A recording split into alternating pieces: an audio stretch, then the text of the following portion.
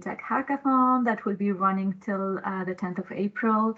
As part of the hackathon, we have three main themes. So sustainable and inclusive finance is one of them. There's also decentralized finance and embedded finance and banking as a service. So three major themes. Today we'll be focusing on sustainable and inclusive finance with a specific focus on environment, climate risk. I just wanted to share with you a quick reminder of all or of everything, resources, websites, etc. So make sure you're registered on fintech.devpost.com. As you register, you'll find a list of very useful resources, APIs, data sets, tools, as well as a list of mentors. Make sure you join Discord so you can get access to all of that. And yeah, I guess let's get started with our topic today. Perfect. I'm going to put a link in the chat to Mural, which is what we're going to be using today and working through. So if everyone could click on the link and enter their name, and you'll be able to work in Mural with us. If anyone hasn't used Mural before, think of it kind of like a big virtual whiteboard where, since we're all everywhere in the entire world right now, we can all be in Mural together, working on the same whiteboard. So I'm going to wait a few minutes until I see some fun little animals pop up. I see an owl, a bee, I see Rachel, Maddie as a visiting lion.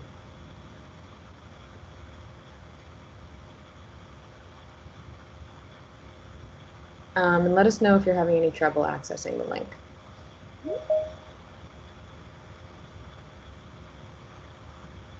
I'm seeing people pop in, so I think everyone's accessing okay. I'm going to put the link in one more time since I know we just had someone join us. We're going to be working in Mural today, so if you could just jump into the Mural link that's in the chat and enter your name, and we'll be working there.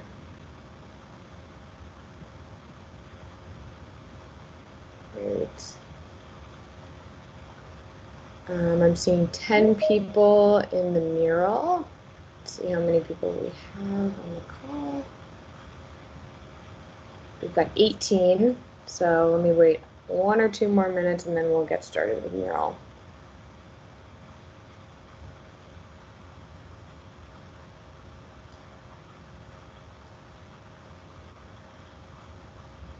It would be ideal if everyone who's on the call today participates in some way or the other. So if there are 18 people on the call, hopefully there'll be at least 15 of us who are, active on the Mural board, right?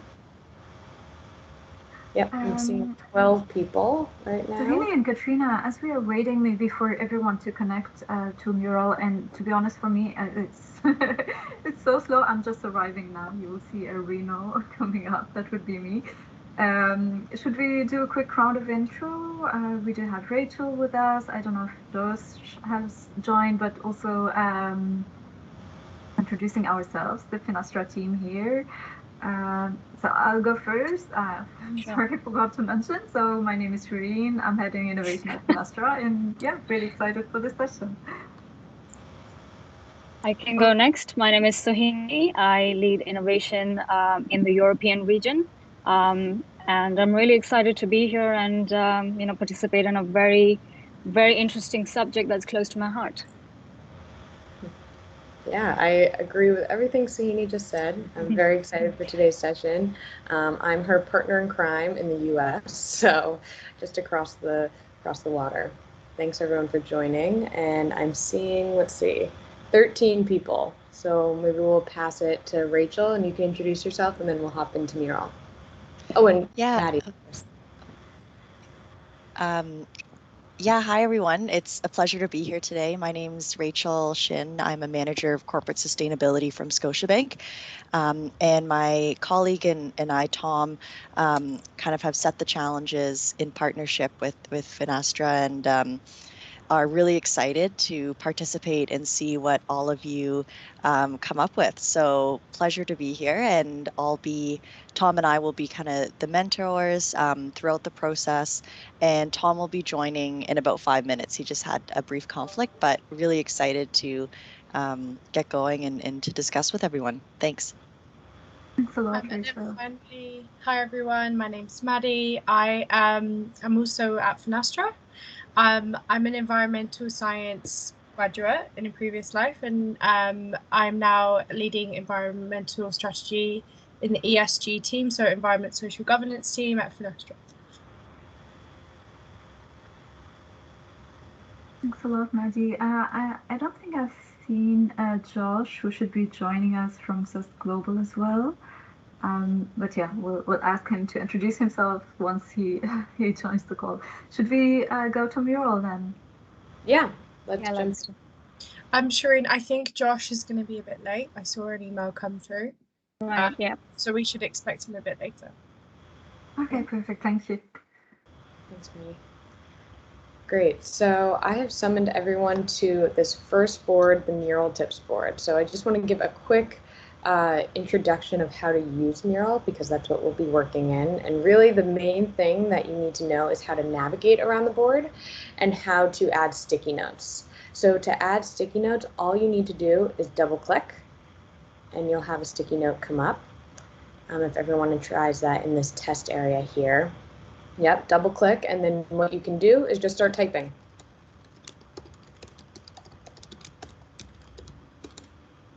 Perfect. I think we have people that have used this before. Perfect. And you can change the color, the size of your sticky note, whatever you want to do as you do this. If you hover over, there's a yellow box. You can change that to orange, blue, purple. You can always change the size of your font, but really everything we're going to be doing is adding sticky notes and then navigating. So to navigate throughout the board, all you need to do is hold down the space bar on your keyboard, and then a little hand will pop up.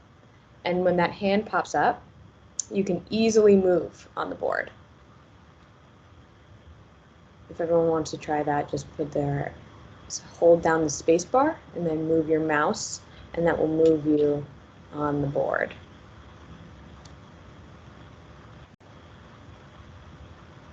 Awesome. Seeing lots of mouses, lots of moving. Great. Now I'm going to move to our next introduction.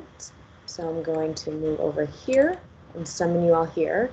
And just as a quick round of introductions, we want everyone to answer the question, how do you do your bit for reducing your carbon footprint? What do you do in your day-to-day life, maybe every year, month? What do you do? And why don't you write your answer down as well as your name. So I'm going to set the timer for, I'll give everyone 3 minutes to do this. Please be honest, and there's no judging. So even if there's nothing that you do currently, hopefully watching others say some things that are inspiring will bring some change in us, Yeah. I see also that Tom has joined us. Welcome on board, Tom. Hi, Tom. Good to see you. Yes, hello everyone. Hi. Apologies for being late. It's just been a pretty busy morning so far, but really excited to be here. Thanks a lot. Thank you for joining us. Yeah, do you want to just introduce yourself quickly, and then I will send the mural link again. Oh, thank you, Shireen, you already did. But if you want to just introduce yourself, and then we'll be in mural for the rest of the time. For sure, yes. So good morning, everybody, or good afternoon, depending on where you are in the world. Thank you for having Scotia Bank, myself and Rachel Shin here from Scotia Bank. We represent the climate change team here.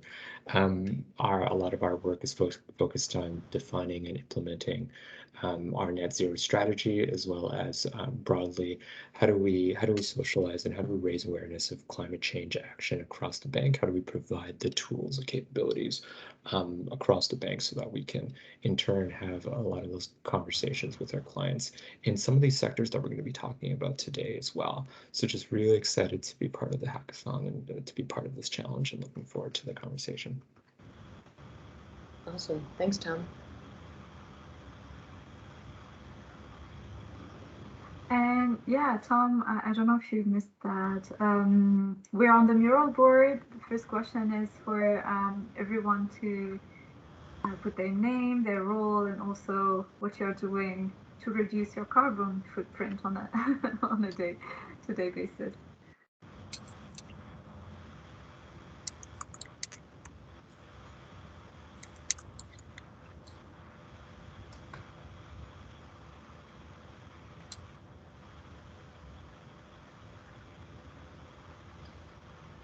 Is everyone having an okay time accessing Mural? I see people typing, so I think that's a yes, but shout if you need any help.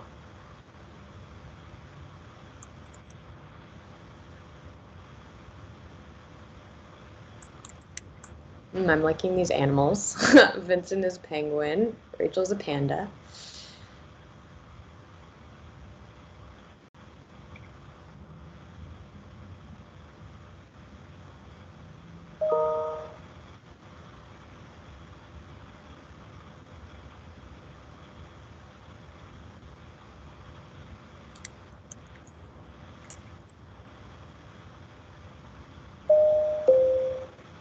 All right, that is time.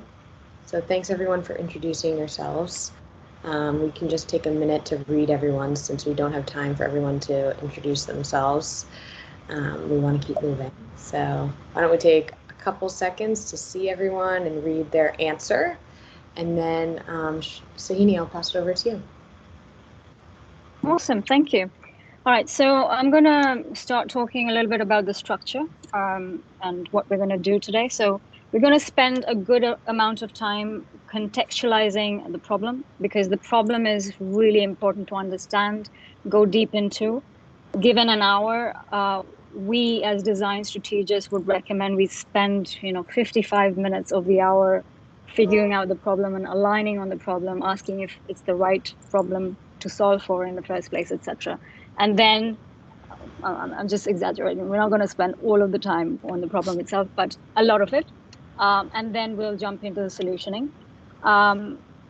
What would be nice to do now is to jump straight in the first problem statements. We have 2 today, so there's a lot of work to be done.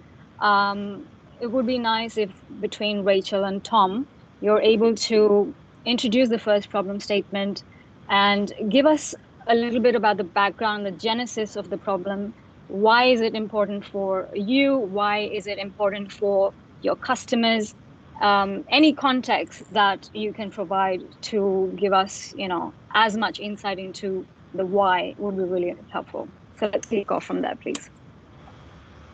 For sure. So what Rachel and I can do is we just created 2 quick slides per problem statement just to contextualize everything, and we can start off. Though what I would say is, from our perspective,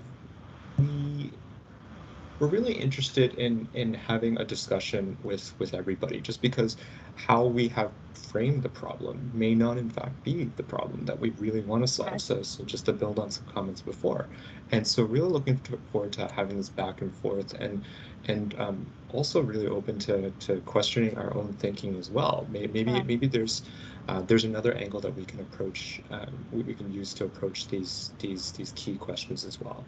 So with that, I'm going to share my screen. Just wanted to check to see if folks can see this. Yeah, we can. Okay.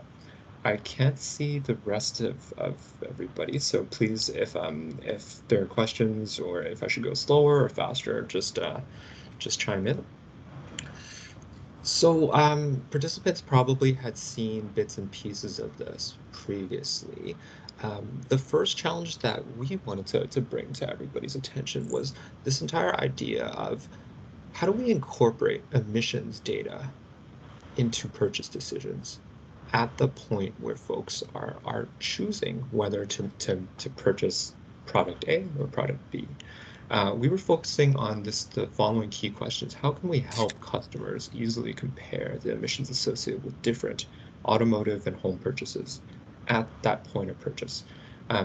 And we focused on these two really products, cars and homes, because we thought that these would be very lumpy and infrequent purchases. It's not like, you know, we're going and we're buying cars and homes, for most of us anyways, on a daily or weekly basis. So that's one reason why we focus on these two product types. But also at the same time, though, these two products tend to contribute to a lot of emissions in our economy. So we saw that there are a lot of opportunities to decarbonize when it came to focusing on those two product types. In terms of the problem statement that we had come up with, though, again, open to discussion, open to be challenged on this, open to reframing the problem as well. So the problem statement was, currently, customers don't really have easy to understand or readily accessible information on the expected emissions directly associated with their purchase of these two product types. And because of this lack of information, this information asymmetry, as it were, this leads to purchase decisions that may lead to either higher overall long-term costs of ownership, or really just higher emissions, especially in a carbon constrained world. So those were a few things that we were thinking about. On the right-hand side, these were a few screen grabs, very quick scan on our part. So let's say if I'm looking to fly from Toronto to Lima, I find this really cool because I noticed that Google Flights now includes emissions estimates by the different airlines, by the different leg of the journey, and also by different, apparently, times of the day, which I found really cool personally as a climate nerd. And very recently, I just came back from a trip, and I found that even for the same airline, I flew with Air Canada, at depending on the time of the day and the day of the week, the emissions seemed to change drastically. I wasn't entirely sure what drove it. The difference seemed to be, you know, plus or minus a few percent, but it was still pretty interesting. Potentially, it could be because of the airplane type or whatnot. But that's one example of this real-time emissions information being provided at the point of purchase, which could help more of a climate-oriented consumer make those more informed decisions. The bottom right-hand corner with all the cars, I grabbed this from the Honda website. It's really cool because it shows the ongoing emissions associated with the operation of different model types. So, you know, here it appears that the emissions associated with ongoing ownership is driven largely by the vehicle size and probably fuel economy. I would say that this is very much focused on ongoing emissions as opposed to the emissions associated with the building and the transportation of that vehicle. So that's another notion that we wanted to bring up to participants as well. Oftentimes the emissions data that are shared with consumers is very much focused on ongoing emissions. That's though it'd be very interesting, and we think very useful to include the notion of embedded emissions, which is effectively all the emissions associated with the extraction of virgin materials to create, let's say, a car, the transformation of those materials into again, like, let's say, alloys for the car or whatnot, the manufacture of those different parts into the car, as well as the transportation of the entire car to the lot, so that at that point the consumer would be picking up the car and therefore assuming those embedded emissions as well as the ongoing emissions. So to the extent that we can potentially explore that, that'd be really interesting. And lastly, for the yes, sorry, I have a question. please. And this is something that I might ask you and potentially to the wider group here. If you were given the choice between going for a flight that had lower emissions, but you paid significantly higher for it, would you opt for that or not? And same when it comes to the purchase of the car. so I'm wondering, as you can see where I'm going, the trade-off between price and the emission attribute that we're thinking about.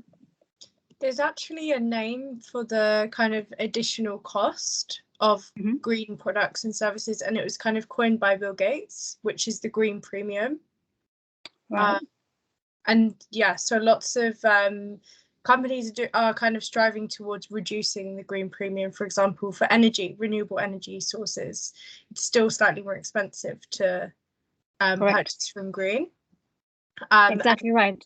Yeah, so in achieving like a net zero economy, it's really important that we drive down the costs of the green premium to influence. But no, it's a really interesting question to see how much it influences consumer choice currently. For sure. Yeah. Oh, go ahead, please. What would be your response to that, Tom? I mean, is that something that you see yourself actively making choices on today? Because I, personally speaking, I don't consciously look for that as an option yet. I'm not that evolved a consumer, and I'm pretty sure that a lot of us on the call aren't either. Right, so we haven't reached that level of sophistication in the way we think about, you know, climates and emissions and so on. Yes, Right. there is a good point from Arjun in the chat that says, depend on if you're doing a personal or business flight. And I think I like that, right? If it's a business flight, it's probably, it doesn't involve my money. I probably don't care about going with the cheapest option. And I'm more likely to be like, you know what, if I use less, I mean, CO2 and everything, that would be probably a good thing. So if you think about in my Conquer, travel, whatever thing I have, if I have a choice, that would be pretty powerful for me. Yep. I think if I can just put in my 2 cents too, it'd be interesting to see, you know, some more data transparency behind these numbers. Like to Tom's point earlier, you know, there's fluctuation throughout the day. It'd be really interesting, you know, is that because of, you know, you're able to get in a slipstream or something? Or is it because of the model of plane and it's less fuel efficient, or, you know, some other reason? That might be an interesting parameter to consider. But certainly agree that I think this is in large part to a behavioral question, and requires some real thinking around how do we get people to care about this. And you know, one thing that I was just thinking of is, I think for a lot of people, and feel free to disagree, but you know, you see, 100 grams of CO2 per kilometer, so like that's just an example, but I think a lot of people have a hard time contextualizing that because it's not something we can easily see. So I think if we can, perhaps another thing to consider is, you know, in what ways can you present this information that is more compelling for people to be like, oh, wow, like I can really make a difference if I choose, you know, this option over the other. Sure. And just to build on Rachel's point, and to answer the earlier question, I think this is a fascinating question for me personally, as again, climate nerd, and you'll probably hear me reference that a lot, and folks and Rachel on our team are very familiar with my nerd outs, because as somebody who is really interested in environmental economics, this comes up a lot. This entire notion of how much more are we willing to pay? So 2 questions: how much more do we say we're willing to pay, and then how much more do we actually pay for environmentally oriented products? And those are very, very different questions from an economics perspective. One is revealed, one is stated preference, and one's actually revealed preference. The other point about green premiums, very, very interesting. So in terms of the green premium associated with, let's say, a car or a house, for myself, and this is to answer the question, for my wife and I recently purchased an electric vehicle, and there is a significant green premium on that upfront. That said, though, when we factor in the cost of ownership over time, including if folks are in Toronto or Canada, or actually broadly across the world, you see gasoline prices just skyrocketing. So in turn, over time, sometimes that green premium becomes a green discount because of these other additional costs that we can expect in a carbon constrained world, be it increases in input prices, including gasoline, or the increases in carbon pricing. And to Rachel's last point about data, so this conversation is very much focused on how do we provide a lot of that data, but another element of this is how do we present the data in an easy to understand way, Right. and how do we tell the story in a compelling way such that over time we raise everybody's awareness in terms of the impact of emissions on their purchase decisions, and also they can connect it to something that's more salient. They can connect it to, let's say, their household budget in an easier to understand manner. So I think this challenge is something that we're really excited to be part of, because there are two parts of it. How do we provide the data? How do we present it in a compelling way? And potentially, later on, this is the third part, how do we layer in costing information? Right. Once we have that data. So there are all these components. All right. Okay, well, we're conscious of time, so we need to get cracking on the actual problem statement and our articulation of it using a how might we approach, which is a traditional design thinking way of, reframing the problem. So in here you will see, let me summon everyone. All right, so this is our way of articulating or reframing the problem statement. I would like you, Tom, and Rachel to validate whether or not this makes sense and if it's covering all the bases or adding any further, perspective to the way that you framed the original problem statement. And for everyone else that's seeing this for the first time, just to add a little bit more context, as you may see here, there's the mention of two characters here. There's Bob and Janice. These are personas that have been already thought through and provided to us by the Scotia Bank team, which we'll get to shortly. So we're talking about these two characters who are climate conscious, A, home buyer, B, car buyers, who need specific things done for a specific purpose. And that's what this entire sentence tries to capture.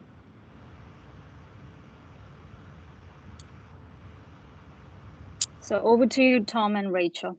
Let me know what your thoughts are, and we can start discussing this.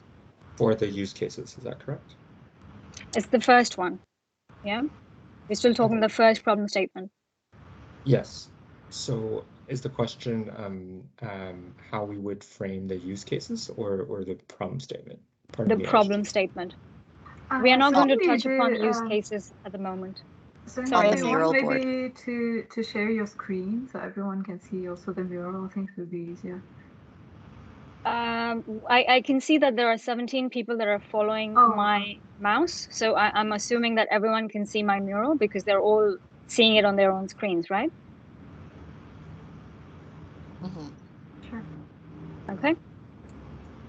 I think I'm just reading it now. Yeah.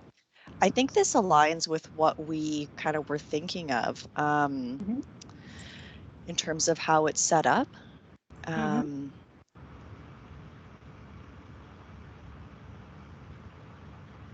Is there anything else that you would add to it or subtract from it?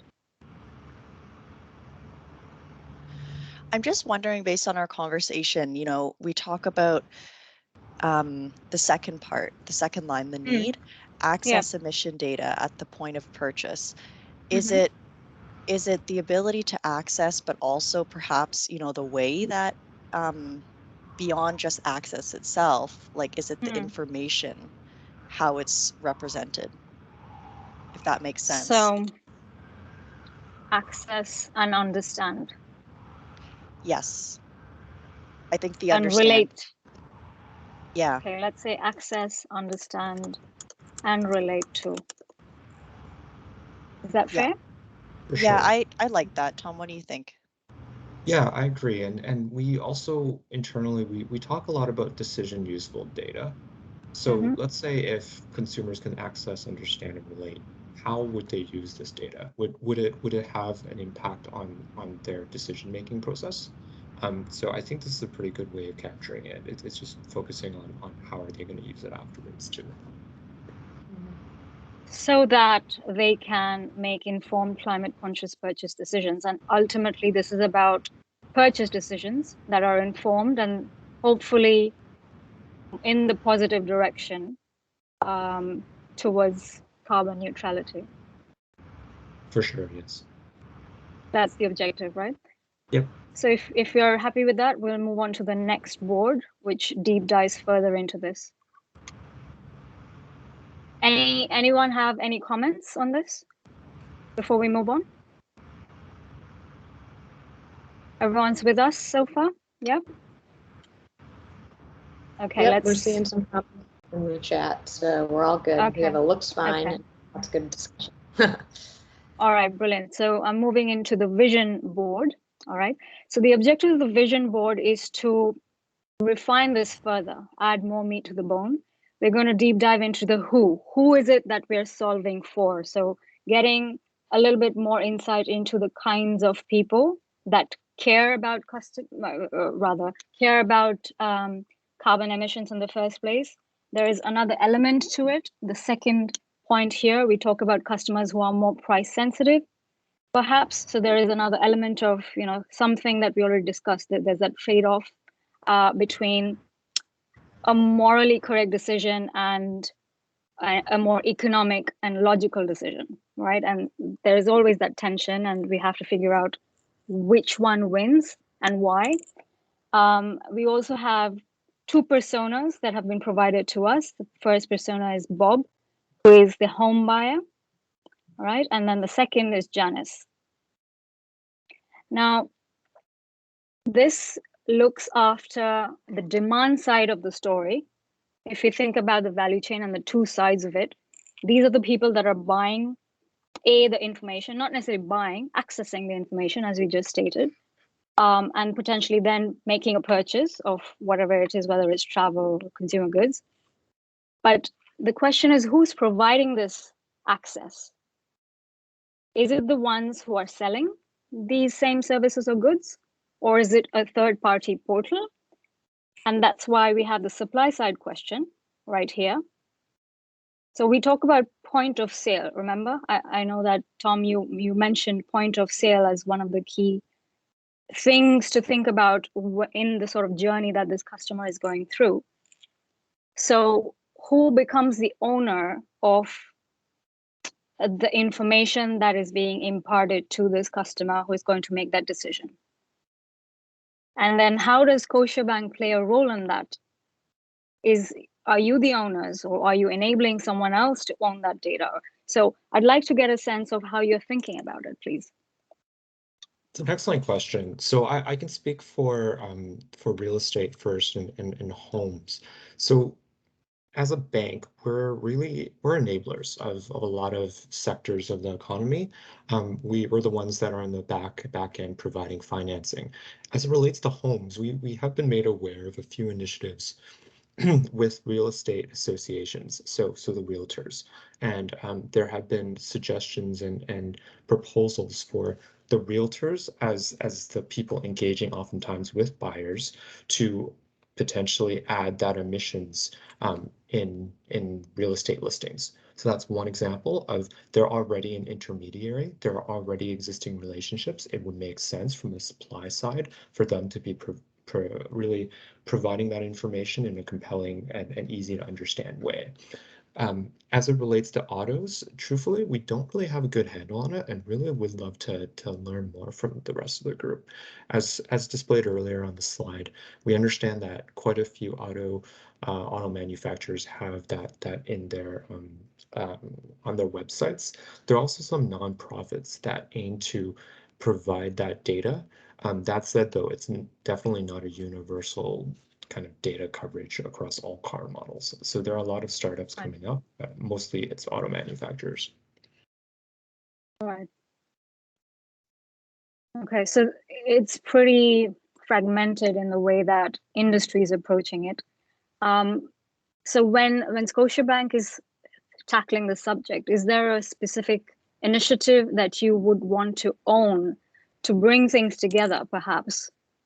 So the reason I'm asking this question is because it will create some level of definition to the scope of the solution, because where the solution is positioned and retrieved from will determine, access point. If you think about, the touch point that the customer is going to access this from. Yeah, that's It's excellent. not. Go ahead, please. Sorry, I was just saying it's not enough to think about this as an app. It's also important who owns the app and in what context this information is going to be presented to the customer, right? So that's where I'm coming from.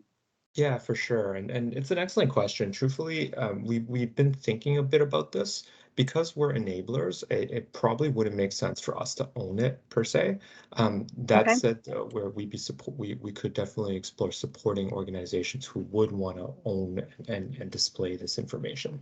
I imagine when folks are looking to purchase a car, they're not necessarily going to their bank to look at emissions data. They may instead be looking at their preferred car manufacturer. So it might be us enabling some of this data provision through auto manufacturers. Okay. So that brings me to the second part of this. So we've kind of understood, I think it's really clear who we are targeting. So I wouldn't want to spend too much time on that. We have all these empty spaces in the what and the when. So let's tackle that. So when we say what is the need they're trying to meet? I think we did touch upon this a little bit. We talked about specific drivers. Some are emotional, some are logical. But I open it to the wider group here. What do we think the driver for someone to make a conscious choice in their purchase decision today? Sahini, why don't we maybe set a timer for a minute and we could do a rapid, yeah, so I'm going to summon everyone to Let's do this that. what section, and I'm just going to repeat exactly what Sahini said. So we're going to do a rapid brainstorm here. What is the need that we're trying to meet here? I'm going to set the timer for 1 minute and just add sticky notes for what you think that need is. And remember, just to add a sticky note is you just double click and start typing.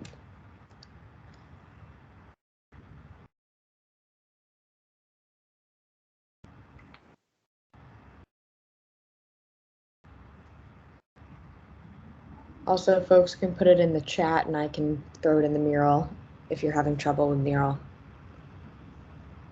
Because I am seeing some good active discussion in the chat. I'm missing that. I'll have to catch up.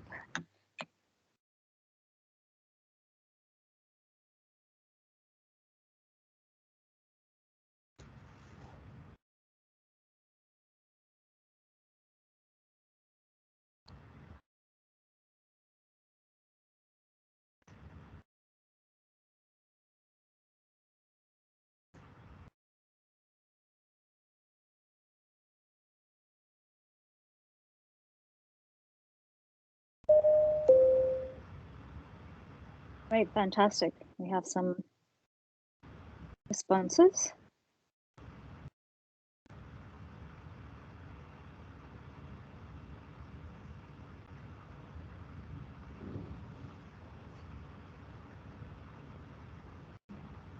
Give everyone a second to wrap up.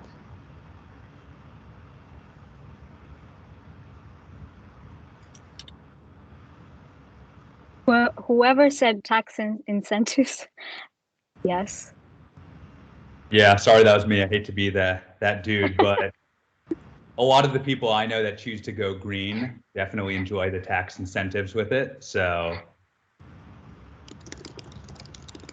I don't think there is any bad answer. We're only human.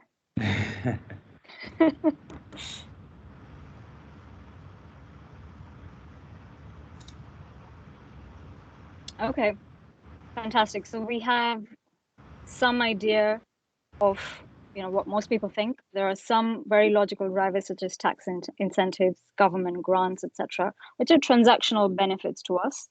And then there are some higher order drivers such as feeling more purposeful, actively contributing to the environment, reducing negative impact, etc., which is great. I guess it would be just as an idea as we are thinking this through, if we're able to incentivize, from a transactional perspective, some of these behavior changes, as well as reinforce the positives from a higher order basis, that will be fantastic. That's the typical way P&G always, packages their marketing messaging. Something similar to that is probably the way to go here. All right, so having understood that, let's look at the lower end here, which is the supply side. What might incentivize the point of sale owner, right? So whether it's the car manufacturer or the dealership or the real estate agency to actually provide this kind of information to its consumers, assuming that's the point of sale and that's where they're accessing this information from.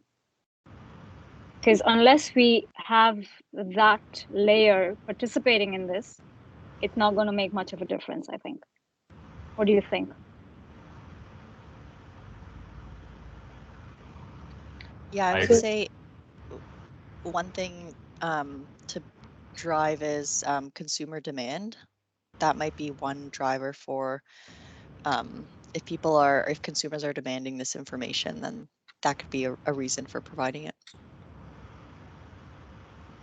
Another one, which probably isn't so relevant now, but would be regulatory pressure. So more and more countries are requiring companies to disclose their carbon-related data.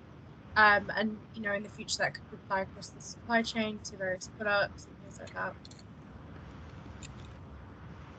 Building on that comment, I believe the Canadian government had also included a proposal to require all homes to have an Energuide audit before sale. I don't believe that's been fully implemented yet, but that's another regulatory policy driver that would affect the supply side. Right, okay.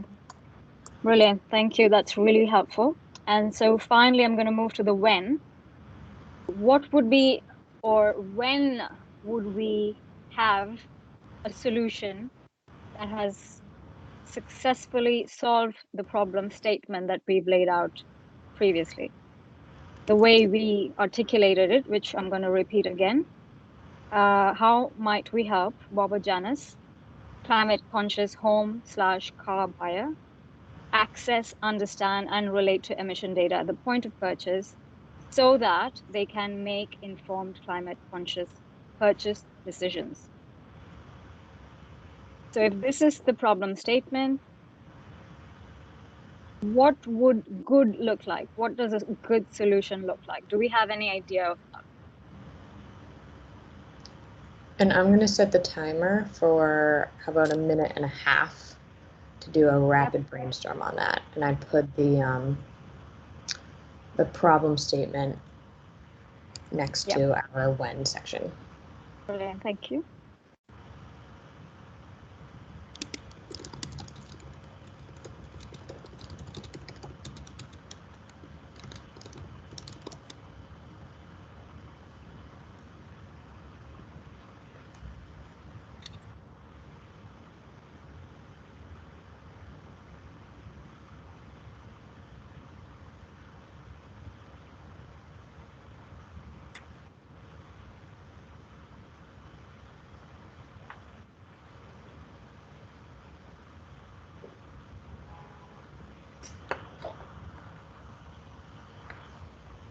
We're running a little bit behind time, aren't we? I think that's fine because we can do just 5 minutes for the next section. So okay, all right.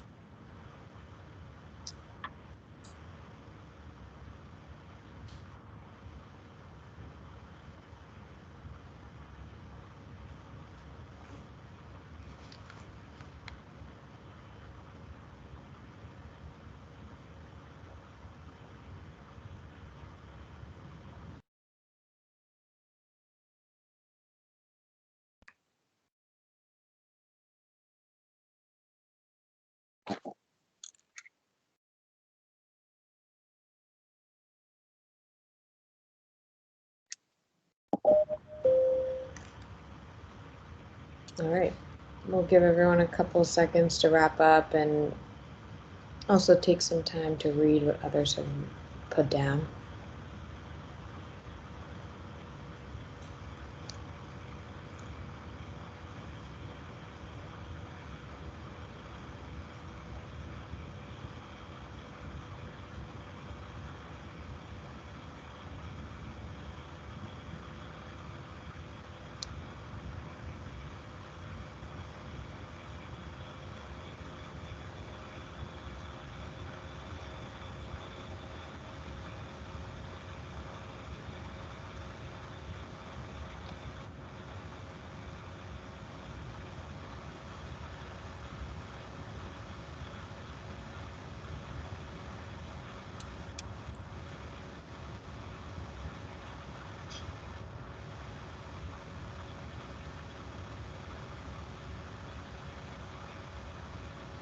All right.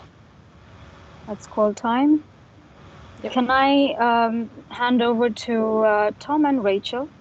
Based on the responses that you've got here, I'd like you to sort of pick the ones that resonate best to what you might have in mind for an ideal solution, and set the scene for the next stage where we're getting into solutioning, so that we all align and agree that yes, this is what we're looking for, this is what we should be solving for. For sure. So I think the entire notion of having accurate, credible, and representative data is really important. In terms of this space, though, a lot of things are changing. And we talked a bit about regulatory and policy drivers. So one thing that may actually happen is this could be a journey in that we may have just an initial proof of concept of sorts where the data are there, but maybe they're not exactly that precise, but we're working on it. So maybe it's the first few years, the data are just going to be pretty high level. And then over time, as there's more interest from both the demand and supply side, the data are going to be more precise, presented in a better way.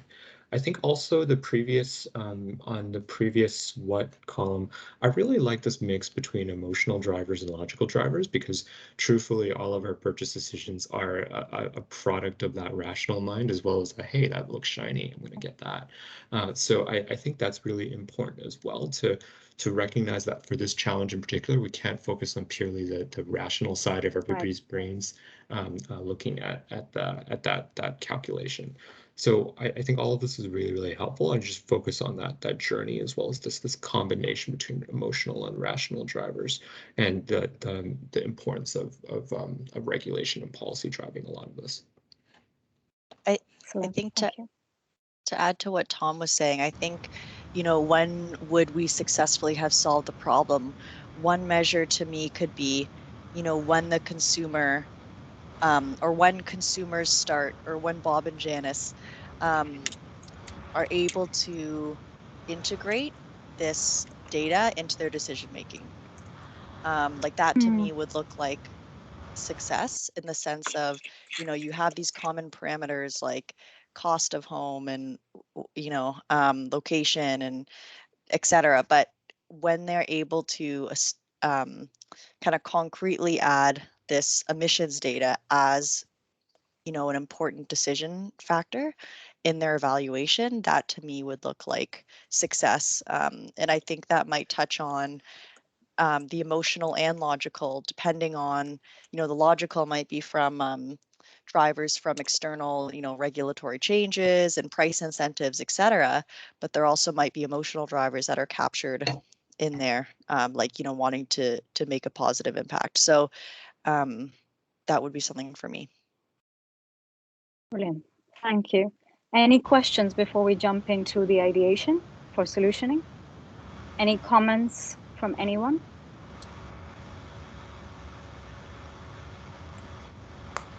No? I'd be a bit worried about the data, where we get the data. I can see the end vision. I love the end vision. I'm just wondering, I feel like there is a lot of gaps in data and how to solve that. Or where can you scrap it as well? That's more like my concern. But maybe I'm too much of a technologist and I'm just, blocked in my own data vision. Actually, I think it's a really good point there, because if I was a consumer and Katrina as another consumer are looking at disparate data sources, maybe she's using one provider and I'm using another, and we are friends and we compare notes, it's going to be really confusing and will be detrimental to the whole process because we don't know if there's any credibility in anything we're seeing, right? So it's really important. The criticality is really important in that the data is accurate for it to actually work. Yeah, and Arjun just made a great comment in the chat that I just want to call out, and authentic source behind the data. So all these deep fakes being so easy to create, great point. I think something too to consider is like having kind of a gold source or gold standard that can be replicated across, whether it's the housing or the vehicle industry. And one example that comes to mind is, like LEED building certification, like, legitimate certified certifications that are behind these with very transparent kind of standards, and how they've created different rankings, and I think the accessibility aspect of it as well. So something I would suggest is potentially something to address that, but I mean, it's much easier said than done. And I feel like it's also like almost centralized versus decentralized, right? So if you think about it, it's a centralized institution that's validating building, but there is other models that exist now, like Yuka, for example. I know it's on food, but like Yuka, where people like put information of like specific stuff they eat and so on, and then there is a score that's calculated from here. So I wonder, like, how much can we crowdsource versus how much do we need to certify? But what's clear is we need a single source of trust, or at least a main source of trust. Absolutely. Very good point. Thank you, Pierre. All right, shall we just move on to the ideation now? Because we're really running behind time, and we have the second problem statement, which is feeling a bit lonely right now. Exactly what I would say. So why don't we move to our solutioning here. I'm going to summon everyone over here. And really what this is about is I want everyone to kind of do a rapid ideation of what now this looks like, right? We just took some time and we defined who our users are. We understand Bob and Janice, what their needs are, this emotional versus logical driver, offset of carbon footprint, maybe these tax incentives, this regulatory incentive, and then we decided, okay, what does success look like? What does it need to solve this problem? So with all of that work that we've just done and being conscious of time, I want us to take, I'm going to set the timer for 4 minutes, and I want us to do a rapid ideation of what does it look like now? What does success, those successful points that we just decided, what does it turn into? So I'm going to set the timer for 4 minutes.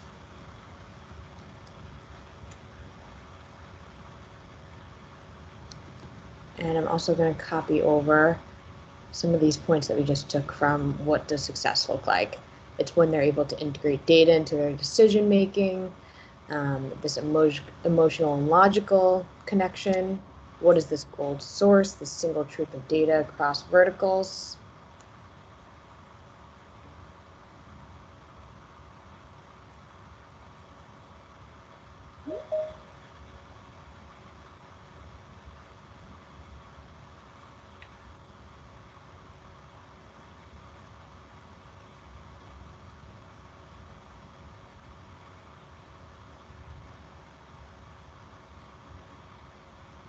There was a request, Katrina, to repeat the ask. Oh, thanks, Maddie. Yeah, so really what we want to do here is just think about what does this solution look like? What is it, we understand now what it will successfully do, that it needs to, maybe have, I don't know, let's see, what did we say? What the success looks like was, where it integrates data into point of context. We talked about the low carbon choices and the dominant market demand. We really took some time to understand the problem statement. So now we want to really figure out, what does this look like? What does it turn into? And it doesn't have to be scientific at the moment. The objective is to rapidly ideate. So put down whatever comes to your mind, and don't worry about being silly. This is not the time for that. Just throw in any ideas that come to mind, even if it's the most outrageous. We're not thinking about feasibility at this point. Thanks, Sohini.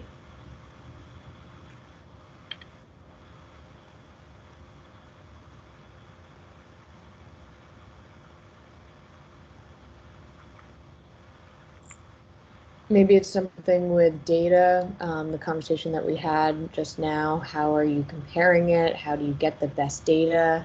Maybe it's just a section of that. Maybe it's a whole app, a whole solution, a website. I'm just trying to throw out some ideas to get you all to rapidly ideate.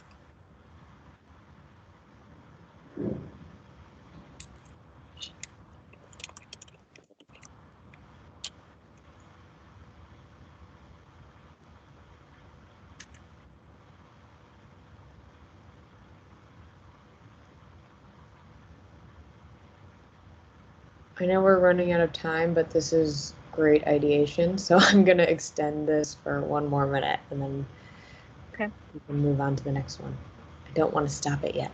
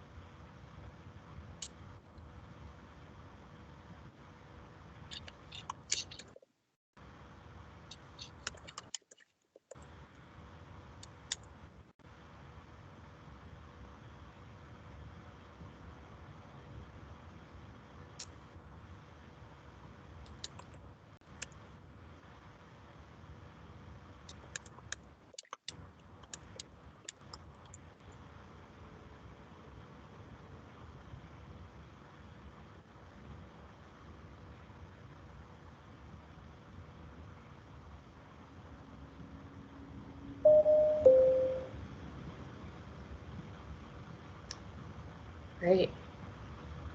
Give everyone a minute to wrap up their thoughts.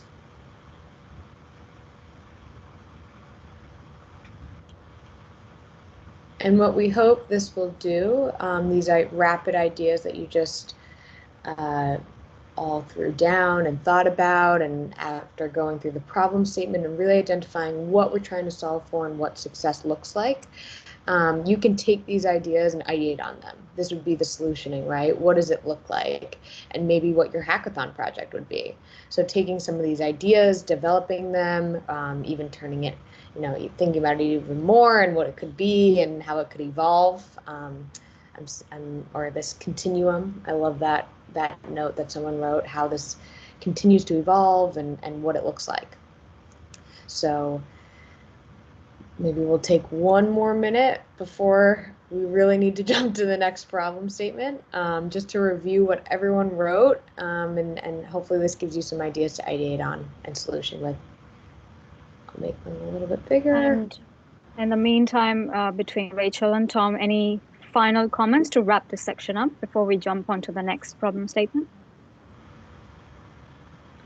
Everything just seems really exciting and really cool to explore. I don't want to spend too much time on it because I think there's a lot of meat here already. Yeah. Yeah. Awesome. I wanted to add, might be interesting for people on the call. There is actually some kind of tech out there already, and apps that can help people to quantify the emissions of their spending habits, and it can integrate with your bank account. And one of these is Kogo.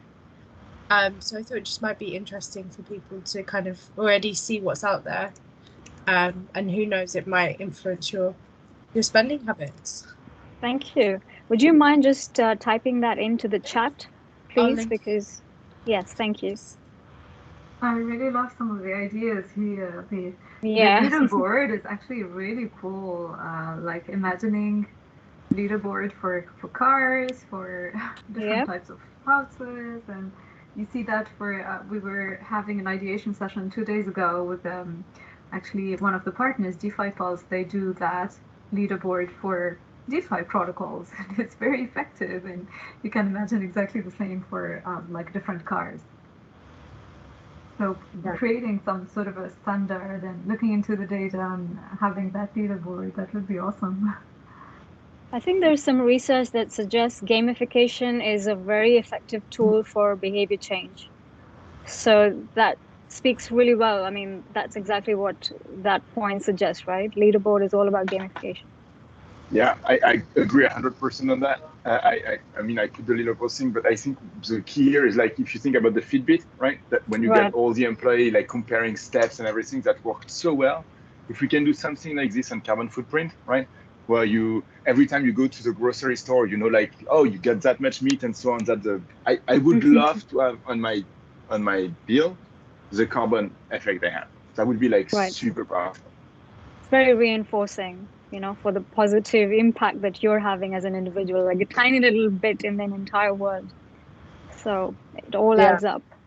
And even just when you're competing against yourself, right, with the Fitbit or whatever you have, there's those badges that you want to get. It doesn't even need to be against people. It's just this, you know, yourself. Like, I want that next badge of, you know, X amount of steps a day that I hit. Someone said, oh, Pierre, you want to review some of them? I just don't think we have the time. We've got to move on to the next one. I don't think we have the time, all right? Yeah. All right, let's just move on to the next one. So hand over back to Tom and Rachel. If you could please introduce your problem statement in you've got some slides. Please feel free. Okay, everyone, wipe off everything we've discussed so far. It's a new topic. It's related, but completely new one, okay? All right. For sure. So we'll try to be very concise given time constraints, but I think folks have seen bits and pieces of problem statements. So just want to focus on the key question. We're thinking about how do we estimate emissions based on different on-farm characteristics by crop using, let's say, alternative data or satellite imagery. This challenge is a bit more high level in that we understand that data are oftentimes lacking in the agriculture space. So we were looking forward to getting thoughts from individual from participants because farmers really don't have that time or the climate expertise to estimate their emissions. And there's also no easy window, one window for that combines all these disparate data sources. So that's the question, the problem statement. On the right-hand side, you'll probably see you'll see some screen grabs that we got from some sources we found. I want to point everybody's attention to the top right-hand corner, the vegetation index. So this was a screen grab from a vendor. We can drop some of the links in the chat later. But what it aims to do is to look at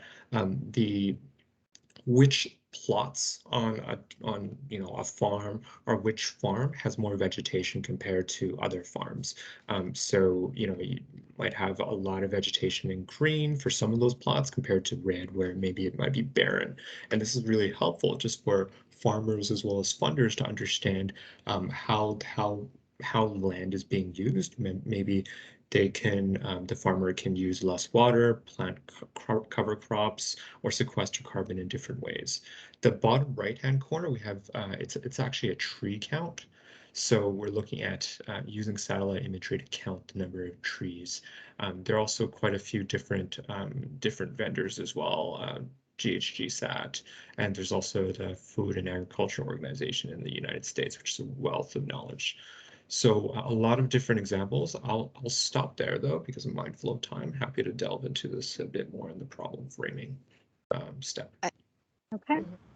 Yeah, and if I can just add a bit of an additional context to Tom's point of, from a banking perspective, I think why this is important to us is we've seen, tools that are out there where farmers can add, their specific operational attributes like, oh, our farm is this big, we do this sort of livestock or, cash crop production. But I think to get a tool that's at more, a higher level data that's easier to aggregate and kind of automate might be make things easier, particularly for banks where we finance a lot of agricultural operations. And as we continue to explore, is there ways that we can incentivize certain, green farming practices, offering certain preferential products or rates or something like that.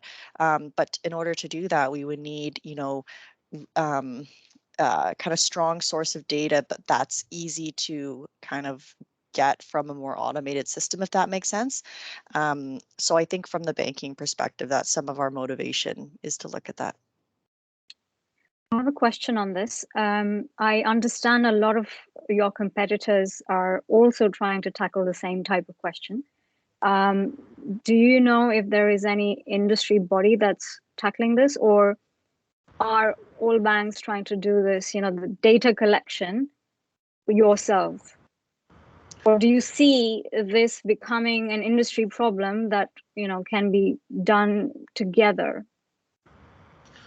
For sure. So this is something that we have had a few conversations with fellow banks and peer banks as well. And you're right, all of the banks are looking at this. There are some associations, some joint initiatives that are happening out of the World Building Council for Sustainable Development, I believe, the WBCSD, as well as the United Nations Environment Program. So I think it's called Banking for Impact, related to climate in B4ICA. I always forget the acronym. I'll drop it in the chat later as well.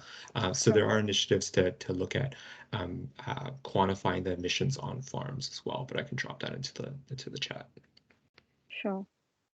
So the objective for us is, in the meantime, to have our own source of data, right, that we can use to de-risk decisions made for agricultural lending. Is that fair, a statement? So that would be one of the use cases. The second would be really to help the farmer identify and quantify his or her emissions, so that so that the farmer can in turn say, well, I need to focus on regenerative agriculture. I need to invest in this type of equipment to decarbonize the emissions for, let's say, my cattle farm or whatnot. So it would be two lenses: the farmer lens as well as the funder lens. Right. So what is the motivation for the farmer to decarbonize? Good question. We've had a few conversations with some of our colleagues in the bank focused in agriculture, who in turn have had conversations with farmers, with some of their clients. One of the motivations is to reduce costs. Over time, there's a lot of costs and emissions associated with purchase and use of fertilizer. So if there's any way to actually reduce the use of fertilizer through maybe alternative data, better targeting, that would be wonderful. And also in terms of all banks and a lot of different groups are looking to work towards net zero. So a lot of farmers may need to start looking at different decarbonization opportunities as well. And the first step is to understand the emissions as a base case for their farming operations. Brilliant, thank you. That really helps. So now if we look at the statement as it is, we'll do the same thing that we did the last time. Just go through it and let us know if this aligns with the way you're thinking of the problem. So the persona that you've given us is Horace, the farmer. And the question is, how might we help Horace become empowered with the right type of climate-related information related to his farm, so that he can find climate-linked government funding or help inform investment decisions for decarbonization? I would say that's a pretty good characterization. That the last piece, so they can, I would just add also so that they can share this information with their fellow farmers as well, because this doesn't necessarily, farming doesn't happen in isolation, and it's very much a community focus. So oftentimes we hear farmers in doing something with their farm, which is very, very successful, and to be able to share that information with their fellow farmers, that would help advance climate action in the agriculture space as well. I would also add, so that they can, potentially reduce costs. To Tom's point earlier, reduce costs, whether it's immediate or perhaps in the future. Sure. Because if you're able to protect your farming operations by, making strategic decisions now to mitigate against the impacts of climate change, Right. that might also be a way to help frame it. Thank you. Is there enough awareness in the community already of impact of not doing specific things or not acting now, and what the impact may be in the long run or medium to long run? Or is there a need for that as well in the solutioning? I think that's the raising awareness is certainly a piece of it, because I feel like oftentimes farmers have quite a few different priorities, and maybe emissions calculations is not Right. top priority. So raising awareness is certainly one of them. But I would say that the general knowledge is increasing. There's always room for us to help build that capacity further. And so the raising awareness, who would typically be the owners of that? Would it be the government? Would it be the banks in this sort of story that we're building? It would probably be a combination of various stakeholders, but I would say top of mind would be governments, associations representing farmers. So farmers, it's a very, very tight-knit community, and oftentimes they are active contributors to their industry associations. And maybe tertiary, it would be banks and other enablers where, we're on the back end, right? We're providing financing, but as part of that, we also provide advice and technical solutions that we see from other jurisdictions as well. So if we see farming associations in Peru or something doing X, Y, and Z, then potentially we can share that with our clients in other jurisdictions as well. Okay. All right, I think that's clear on my end at least. I'll open it to the wider group. Is this clear for everybody? Are there any questions or comments? I did see Pierre raise your hand. Apologies, Pierre. Please go ahead if you had a question or a comment. No worries. It's more like I typed it in the chat in the end, but I think the farmer really want to, and again, that's from a few farmers I've met and I talked to, but they really care about their land, right? They really care about their plot, and farming tons of corn in a giant manner is not necessarily something that's purposeful for them. And a lot of them really want to care about what's happening on their land. So carbon, like being able to track carbon and take care of the land is very important. So to be honest, it's mostly French farmer that I talk to. So I don't know how much it applies to the US, but I know that in France, we have this concept where you don't use the land for like a full year, and you keep it like regrow and recharge. And that's super important because it helps longer term like crops that are gonna grow on it. And those are best practices that they wish they could do, but a lot cannot do anymore because of the yield and what they're supposed to project and so on. Regenerative agriculture, exactly. And I think it's something that they really care about. It's not only like I want to make more money, it's also I really care about my land. I care about the nature. Yeah, and I think that actually marries really well with what Maddie said in the chat and what I put on the mural board as well, that it's about increasing this resiliency against the future climate risk and doing better for nature, right? Exactly what you just said here. I was going to add as well, I'm sure that there's a lot of customer pressure because a lot of food supplier companies are looking to have like those environmental credentials, and they're also under a lot of pressure. Take McDonald's as an example. They're under a lot of pressure because of the kind of meat-free movement to buy from regenerative farmers or farmers that farm without pesticides in an environmentally friendly way. So I also think that's an important consideration. Yeah, definitely. Okay, great. So if you're happy with the problem statement as we have here, let's move into the vision board now. Again, demand side, we've got the persona of Horus. We have on the supply side a question mark, which is who/where would the farmer reach out to access such information? Do we have any thoughts on that? So this is where we would love to get everybody's thoughts on this wherever possible as well, because Okay. this hasn't been fleshed out well. I mentioned Right. a few of those trusted sources of information being the government and industry associations, but we're also seeing quite a few third-party vendors coming into this space as well.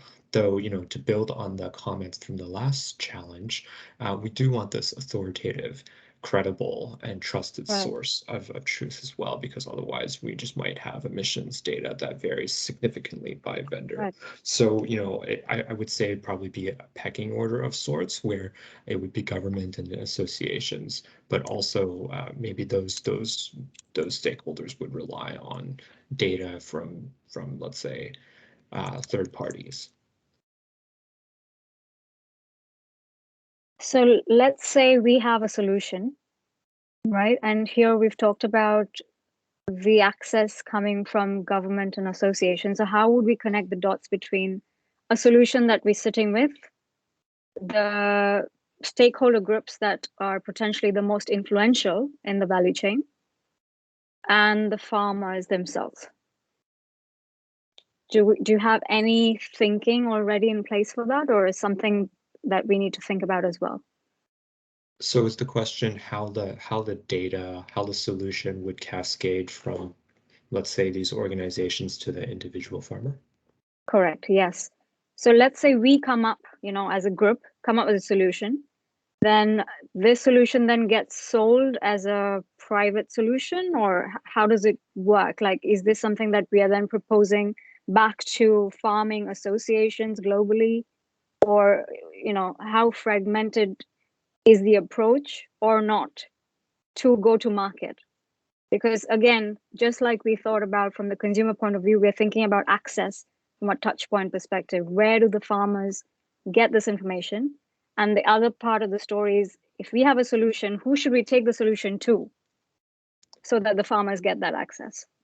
For sure. And so to your point, agriculture is a heterogeneous sector. It's hugely fragmented with Right. small unit holders as well as large farms.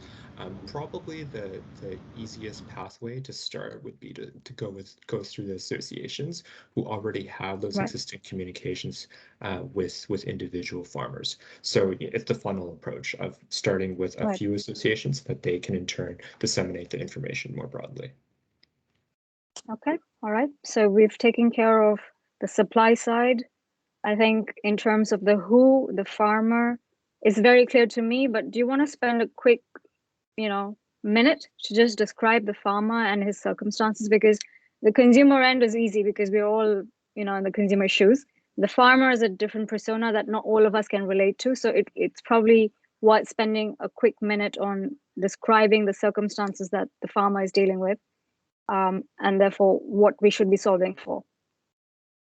For sure. So there are, of course, quite a few different farmers in different circumstances as well. I think the comments that I'm just really quickly, there are the large farmers that are oftentimes they have a lot of these existing governance systems, a lot of these data systems. I'm not going to spend too much time on those because to an extent they may already have a good handle on it. I wanted to build on previous points and also to Pierre's point as well. For this purpose, I want to talk a bit about the small farmers, the farmers who maybe have been farming the same plot of land through multiple generations, and therefore they want to take care of this land. They may have there's this family history of taking care of this land. So for Horace, could be very well be, he has a very small plot of land focused on small plots of diversified crops, be it like soy or wheat, but also has maybe some chickens and a cattle herd. How do we help Horace understand the emissions associated with every single one of those crops, as it were? Because that's a huge undertaking for Horace if he has to deal with these 4 crop types and also needs to understand all the climate science behind it. So how do we make it easier for Horace so that he can do good for the land, save money, maybe apply for funding from governments, and also reduce his or her or his emissions as well. Okay, thank you. That's really helpful. There are 2 considerations in the yellow boxes here. So first one, we're talking about interested in seeking climate-linked government funding. So the motivation here is funding, and therefore here are the things that I need to do or have in order for me to get access to that funding. So that's something that definitely would, the key driver is a transactional benefit, which is funding. The second one is considering investing in decarbonization. And then we touched upon the motivation behind that being, let me go back to the notes here, reduction in costs as well, right? So that's another transactional benefit. So when we're talking about the consumer, the previous problem statement, there were two drivers there. There was the emotional and then the logical. But on this one, it seems more business-driven decision-making, where both of these seem to be logical drivers for change. Is there anything that we're missing on the emotional side? I know that, Pierre, you mentioned farmers really care about their land, and therefore decarbonization is beneficial, whether or not there is money involved in it. Is that a fair statement to make? So would it be fair to say that there are, even in this story, both transactional as well as emotional drivers for behavior change? I would say yes to build off of Pierre's point, as well as just the entire, it's a really important point from a farming and agriculture perspective that oftentimes agriculture can be part of the climate solution because it does sequester quite a few emissions. So for farmers, it could very well be being part of the narrative that while agriculture broadly does generate quite a few methane emissions and emissions generally, they can also be part of the solution. So there can be that pride and that ownership in helping drive decarbonization broadly across the economy as well. So that could be emotional as well. I think another potential motivator could be, passing on land to like the next generation and helping promote food security, not only for this generation, but for future generations. I think to Tom's point and Pierre's earlier, that there is that strong emotional connection and wanting to kind of be good stewards of the land and pass on, viable land that's not, totally degraded and not taken care of. So, yeah. Okay, brilliant. So should we take a minute, Katrina, and just get some more inputs on I think what Pierre the need might be? is raising hand. Oh yeah, sorry. Pierre, sorry. Go ahead. Another thing, and just to piggyback on what you just said, Tom, and I don't know how relevant it is. So I think there is putting on the emotion, there is also purpose, right? Emotion is something, but purpose is another thing that could drive, right? Feeling that you're doing good can give you purpose too. And I think it goes, you were mentioning like carbon capture. We always talk about carbon tax, right? So when you release carbon, you should be able to pay a tax. Then this money should go to people who capture the carbon, right? So we might be able even to find a way to balance this. If you emit carbon, then you have to pay for the carbon you emit. But if you capture it, you will earn money from this, which might help them also to create some crops that might be beneficial also just for the planet itself, right? Not only you grow because you know that there is corn subsidies, but maybe you grow quinoa because it's actually capturing more carbon and it's a better thing. I don't know, I'm making this up, but another thing I have in mind also is, and especially what's happening in Ukraine right now, there's gonna be a grain shortage in Europe, right? So a lot of countries in Europe are not independent in terms of the grain they produce, especially in terms of wheat. Being part of the proudness of being one of the persons that can provide this independence on a country is by itself an emotional aspect to it. For sure, and just to build really quickly on Pierre, your first point, similar to the first challenge, I think one of the pieces here is providing the information. The second piece is how it can be potentially used in the future. So one of the ongoing conversations in agriculture is recognition of agriculture and the benefits of sequestration, potentially monetizing that as well. But in order to do that, farmers and the agriculture sector needs the data base case, right? Of what's the base case? Where are some potential improvements? If you see, if Horace sees that his neighbor down the street is sequestering carbon and getting, X dollars per ton, then he may eventually do it later on as well. But the first step is nonetheless just to quantify the base case. So this is really, really important. I think really want to thank you for that point. All right. How are we doing for time? Do we have time to do a quick brainstorm on this one? Yeah, why don't we do a 1-minute brainstorm since we have really talked about a lot of those drivers already, Yep. and then let's move on to the when. Okay. So I'm going to summon everyone to this what section, and let's just take 1 minute rapid brainstorm of what are some other drivers.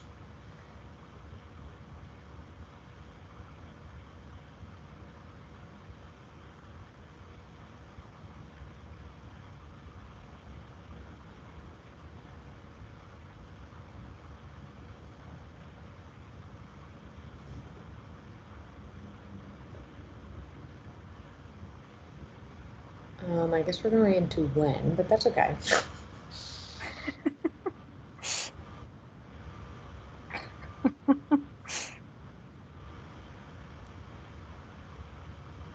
We can then jump there.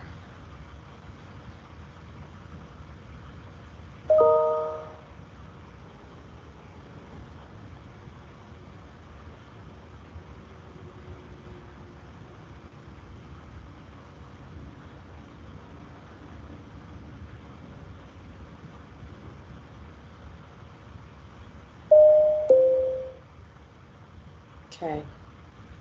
Sini, I think we have most of our drivers, market drivers, behavioral, emotional, doing good, the cost driver. I think that's a big one. So then moving on to the when we have successfully solved the problem, also thinking about, Tom, what you said here, like how do we help the farmer Horns, understand his emissions across all crop types, right? Like he has so many different ones. How does this affect him? How do we make it easier? We've had some great answers already. Sahini, I don't know if you want to take it from here and we could do another rapid brainstorm. Yes, before we jump into the brainstorming, let me try and refocus the question. Let's spend 1 minute for the first part of the who, where we're talking about the farmer is interested in seeking climate-linked government funding. So the first solution that we need to be solving for is something that enables him to get government funding for behaving a certain way. Right? So he does XYZ things that enables him to get funding. That's the motivation for the first type of persona. So let's spend a minute thinking about solutions for that particular story. So are we describing the action rather than like the financial product? Yes. The action meaning what is the solution that we are providing to the farmer that enables him to get to that end goal, which is access to lending. Yep. So what is the solution that we can give him in the context of everything we just discussed so that he can get government funding for climate related stuff? And I've just written that here in green. Yep. I'll summon everyone again right here. So let's try and answer this question. And I'm going to set the timer for 1 minute. And again, thinking of like, what does success look like, right, for him to be able to get government funding? So for example, there's the paid for carbon capture, which was Pierre's idea originally. Would that fall under this thing, the government funding thing that we're talking about now? This paid for carbon capture? Yeah. I think it could, right? If again, assuming so. we have the right data, right? Assuming we have the right data, then that's a good way to do incentive. Instead of incentivize a crop, because we know that there is big lobby that tell, hey, you need to eat more corn because corn syrup is great for you. I'd rather have like, hey, you need to capture more carbon because it's good for the planet. Yep.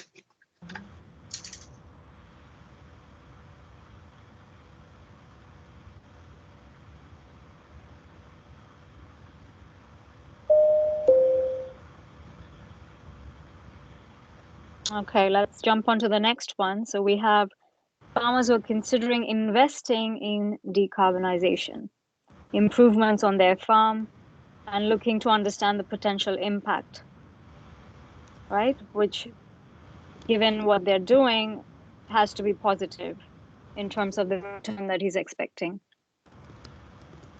So let's think about solutions that can empower him to do more of this decarbonization.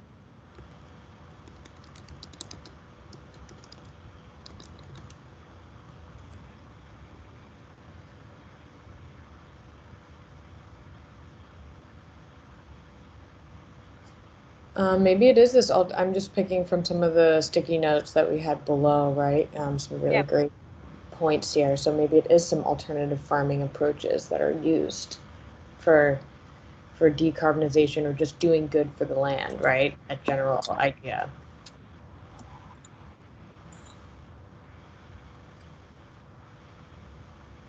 I think this education goes into both, right? Maybe it's just being more educated around different practices and getting that interest in government funding.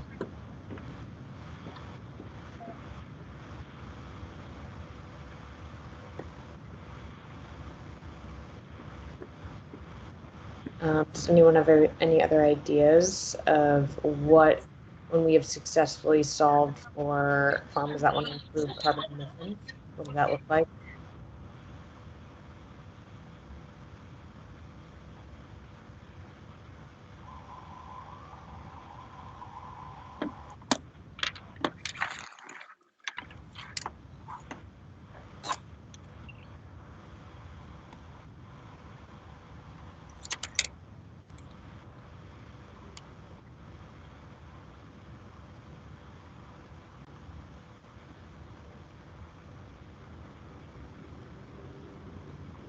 Maybe when they see how many people they feed, measurement of soil nutrients, demonstrating healthy, resilient soil,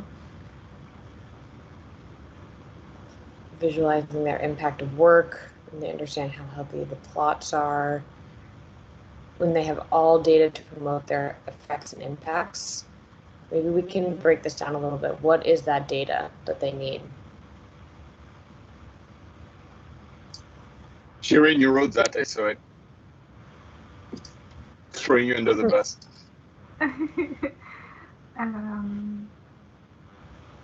What data? That's a good question. Can we leave it for the hackers to figure out? Can.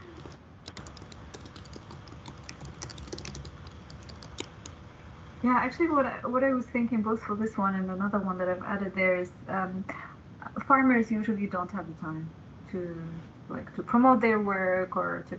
So how do we make it the easiest possible for them, both to promote any good work they are doing for the planet, taking care of their land, etc., and also how do we make it really automated or effortless for them to get any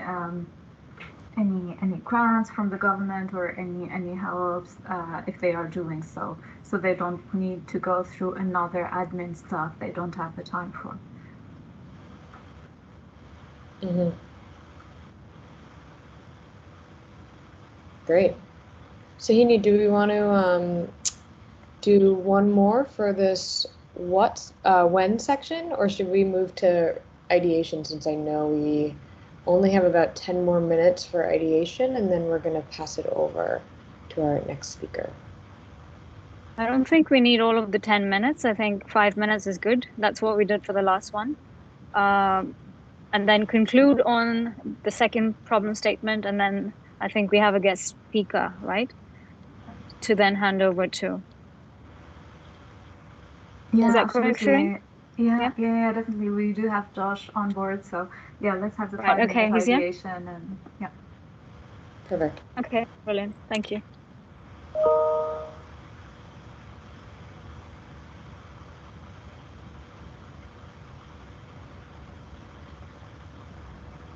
Maybe we want to take the next part, so you need to look at this shared information with other farmers and increasing their resiliency against future climate risk.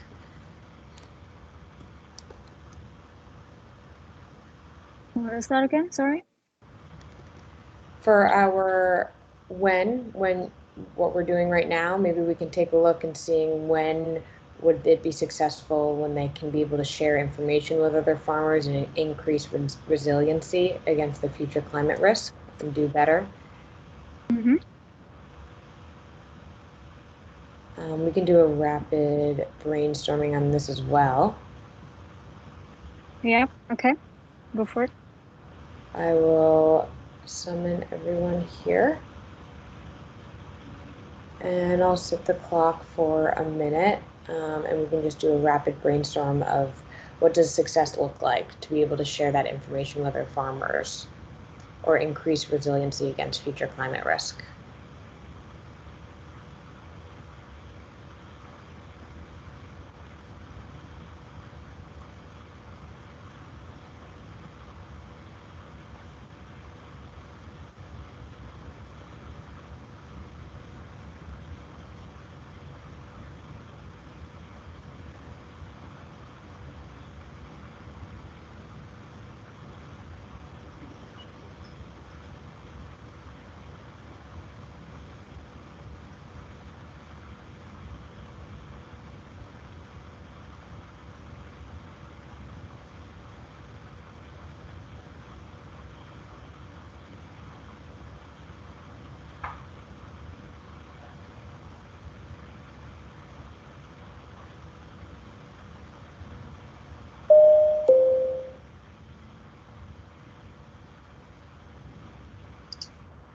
Kind of wish we had a farmer to be able to join this meeting.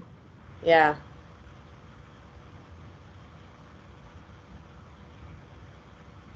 Give everyone a couple seconds to wrap up their thoughts.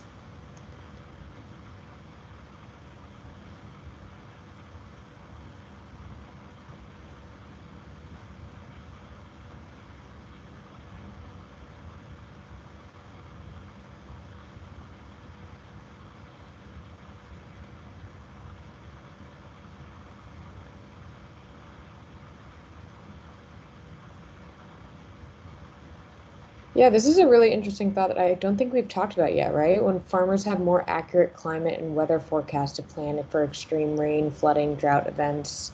Do you want to talk a little bit about this and unpack this?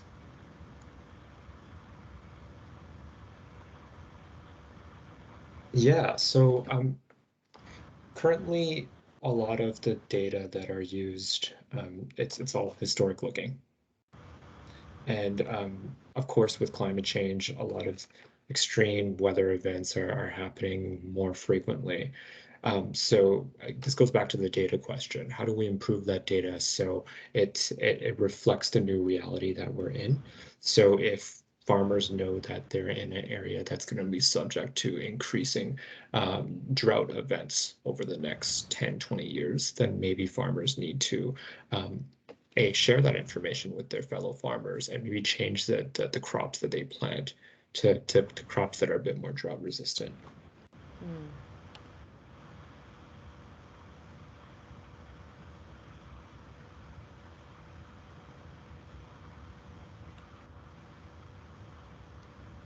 I have a quick question, and forgive me if this is a very silly question, but how much of competitiveness exists between farmers? Because I know you mentioned, Tom, that they're prone to share information amongst themselves. They're a tight-knit community. But equally, there is a point here where you're talking about competitors, competing on quantifying out how good they are for the climate. So if we had a leaderboard kind of logic applied to farmers, would that work? Or are they just too good friends to do something like that? This is another instance where I wish we had a farmer. I can only share the secondhand information that we've heard. And I would say that it depends on the jurisdiction. There's some jurisdictions that are Right. very policy and regulation driven, such that farmers are selling into a quota system, in which case you kind of don't you're more collegial, you're more likely to work with one another. So that does happen in many Canadian jurisdictions with many different crop types. There are of course jurisdictions where it's more of a free-for-all kind of situation, and so I can definitely see a situation, a case where maybe a leaderboard might work better in the latter case. But in the former case, you're more likely to share information with one another. I think they're already in. Oh, go ahead, Sharon. Sorry. Yeah, I was gonna say, like, thinking of from a French perspective, apart maybe from wine producers, I don't see any competition between farmers. It's rather like they're going through the same challenges, they're selling to the same people, so sort of they are all incentivized and seeing the prices going higher, maybe, and the climate condition getting better for them, but I don't see any competition there. Interesting. Pierre, you're saying? Yeah, I was saying I ended up typing it, but I think it's a competitive market by itself, right? Very competitive market. So adding more competition to it, it doesn't feel like gamification. It feels like more like adding pressure. So I would almost go back into Katrina's idea of badges, right? But if you can unlock a badge that could end up be used, like you say, like, oh, they are like big producer or capturing a lot of carbon or whatever data we can collect, then maybe that would be in the same as like organic, like is a it's a badge, hey, right? That would be a very interesting way they can grow badge from the data that we get from there. And just to build on this piece of feedback that we heard from some of our colleagues, a lot of farmers may not be spending as much time on their phones and computers as maybe I am. So I think oftentimes the gamification, a lot of the digital solutions, it may not be the standard that we're looking for because it may not have as much uptake amongst farmers who are already quite busy tending to the land and farming as well. So just putting that out there as a consideration. But what if, for every positive action, they were able to get points in some form, it doesn't have to be digital, that they could potentially stack up for future lending opportunities? It's an incentive. It's gamified incentives, but with actual, impact. Yeah, it's a really good idea, and a lot of these ideas have been suggested in some form.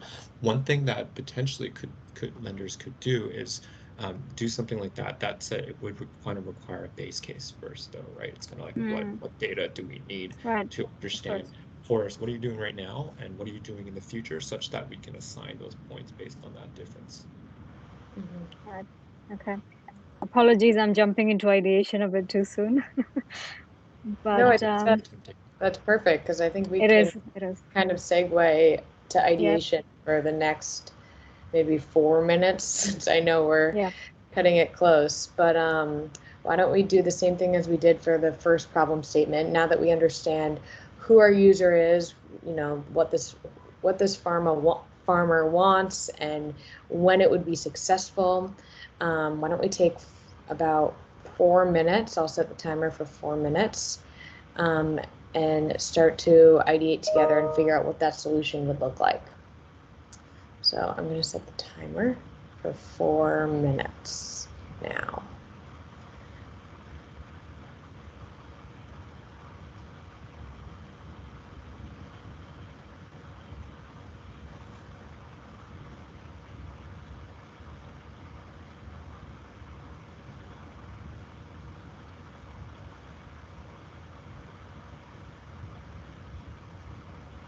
And so as you ideate, just throwing out some of the things we talked about, thinking about the farmer interested in government funding, what does that solution look like to help him and enable him to get access to government funding?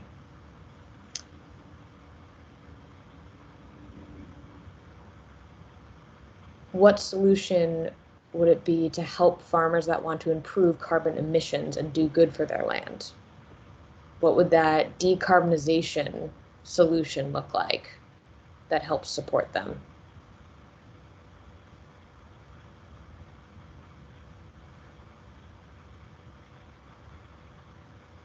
What does the sharing of information between farmers look like? How is that done?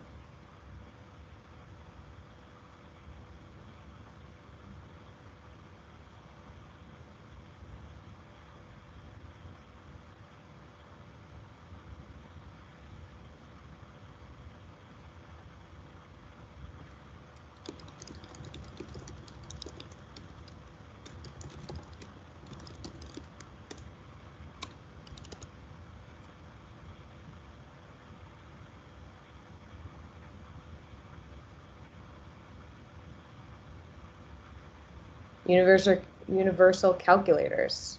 What does the data look like? We were just talking about, maybe the question is, what data is even needed for all of this?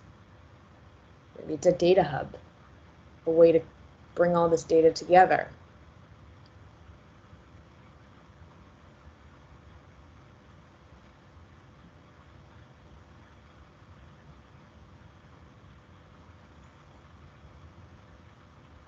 How do you bring together all different types of crop types and understand the emissions of each different one? Like Tom talked about before, maybe you have wheat, chicken, cattle. How do you bring all that data together? What does that look like?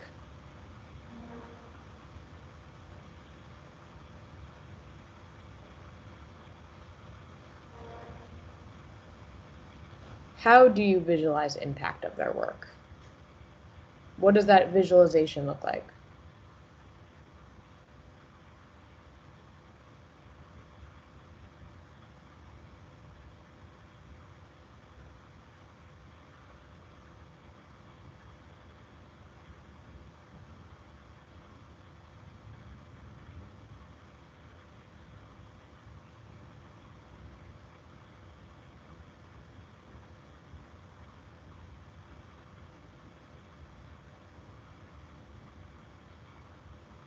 Also thinking about where is it, right? We were just talking about how maybe we are using our phones and technology more than the average farmer. So where does it live? How do they access it?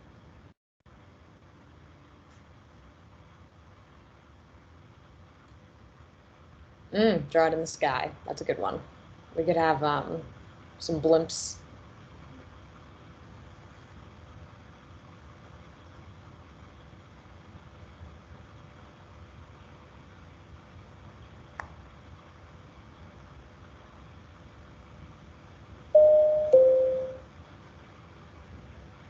Okay, give everyone a couple seconds to finish their thoughts.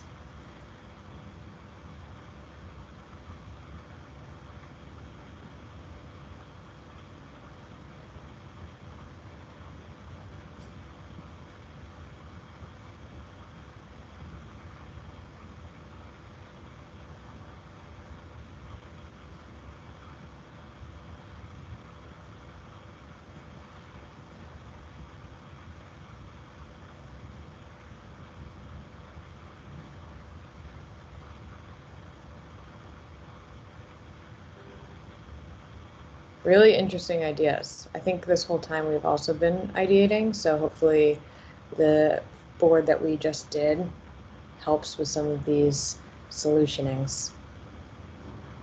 Sini, anything else to add?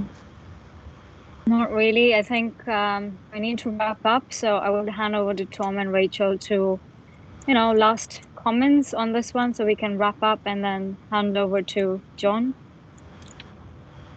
We don't want to take up too much time from John, so just really wanted to thank all the participants and also you guys for facilitating as well, just because this has been really, really interesting and useful for us to better understand the problem that ought to be solved instead of the problem presented, and also the different considerations in solving those problems, including the demand and supply side.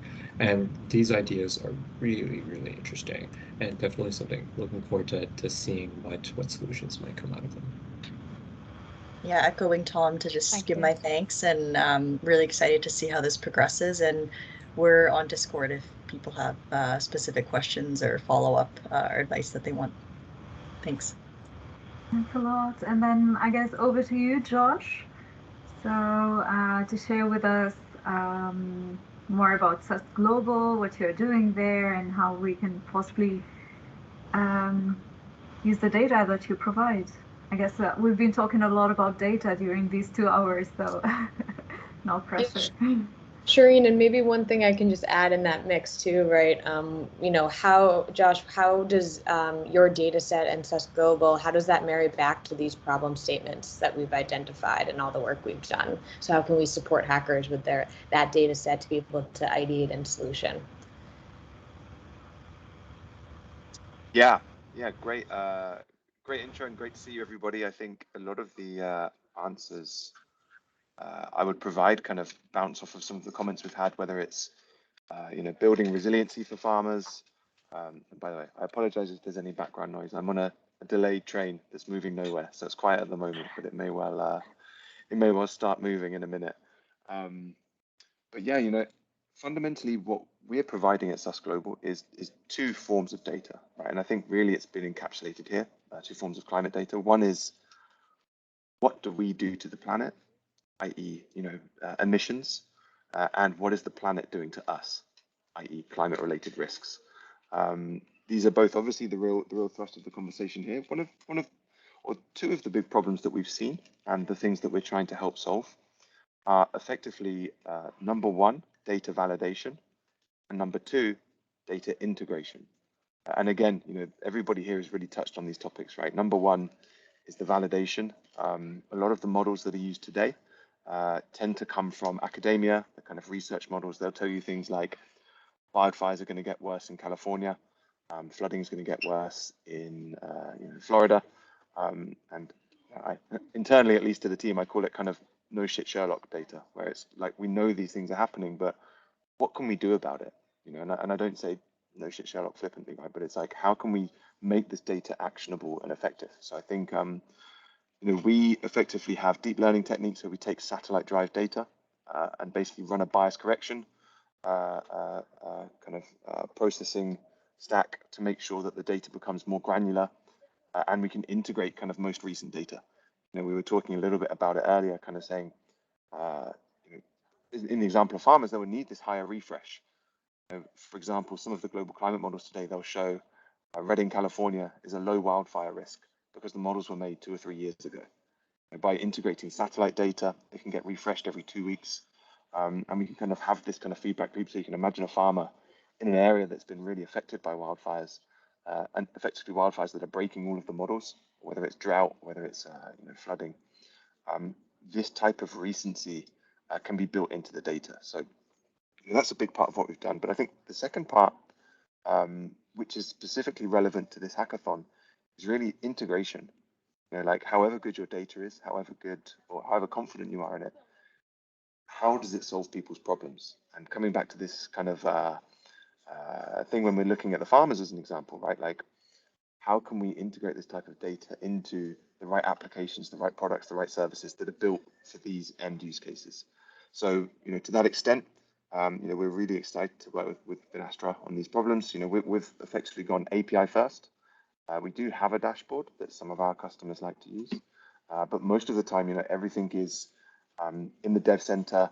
You know, there's the API guide, there's the quick start guide, there's the full API reference, there's all of the Jupyter notebooks. You know, there's all of these different resources where it's like providing this data in an atomic format, giving it to developers, like everybody on the call today, like everybody engaging with the hackathon. Like, we believe that this is where there's going to be really creative use cases where we go from typically where academia or maybe, you know, large kind of third-party suppliers of data are building these kind of prepackaged solutions, maybe direct for, maybe even direct for banking, you know, credit and lending decisions, something like that. But how do we democratize access to this data? And how do we, one second. Seems like the train's moving again. Great timing. I have 2 hours of silence and then 5 minutes of talking and they start talking. But yeah, just to, you know, I'll maybe stop there and answer any questions. But, you know, just to highlight the fact that really this is a great opportunity for people to play around with this type of data, look at the APIs, look at the integrations, you know, get to grips with how they can actually integrate this type of data into direct solutions. So happy to answer any questions that's it. It should be all documented, but I'm happy also to forward over to anybody if they have any other questions. I know we're at time, but feel free. I'm jg@susglobal.com. Like if you have other questions on it, if we run out of time here, I'm happy to respond direct as well.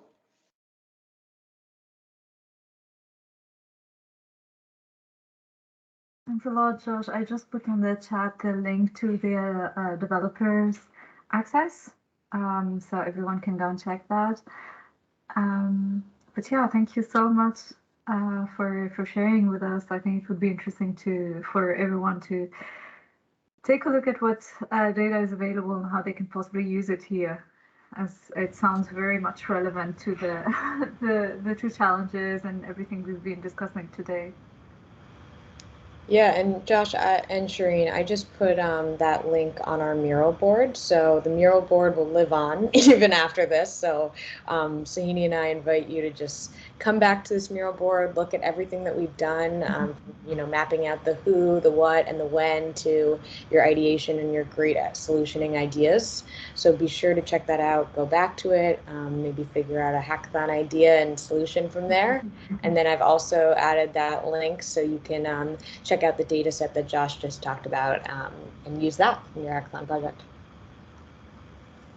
Oh, thank you so much, Sahini and Katrina, for facilitating this session. It was very dense, lots of content here. And yeah, thank you so much, Tom and Rachel, for sharing with us these problem statements and sharing all your knowledge and experience with these topics. So this is really helpful for everyone joining us in the hackathon that is interested in climate and yeah, carbon emission, environmental impact.